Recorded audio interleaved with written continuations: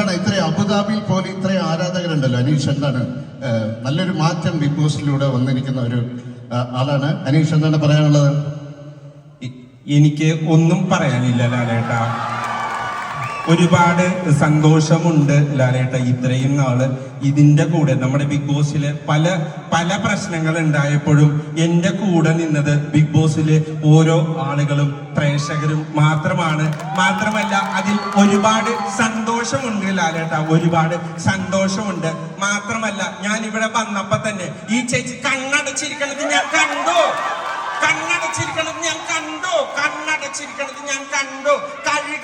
കഴുകട നീ കള്ളം മാത്രം പറഞ്ഞുകൊണ്ടിരിക്കണം അനീഷ്. ഞാൻ അനീഷ് എന്ന് പറയുന്ന വളരെ നല്ല ഒരാളാണ്. അപ്പൊ എല്ലാവരും എനിക്ക് ബിഗ് ബോസ് ഇന്ന് പോകണമെന്ന് തന്നെ ഒരു ഇതില്ല. അനുമോള് ഞാൻ പലതവണ അവളുടെ പുറകെ നടന്നു, പ്രപ്പോസ് ചെയ്തു, പക്ഷെ അവൾ അത് റിഗ്രറ്റ് ചെയ്യാണ് വേണ്ടത്. ഓക്കെ മോനെ, എന്തായാലും റിഗ്രറ്റ് ചെയ്യുന്ന വലിയൊരു കാര്യമാണ്.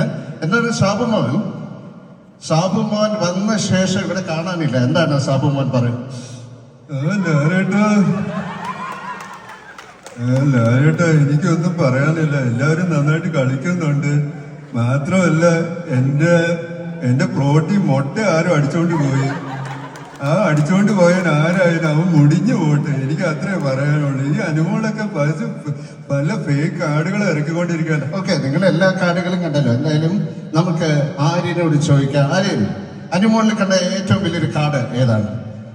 എനിക്കൊന്നും അറിയില്ല.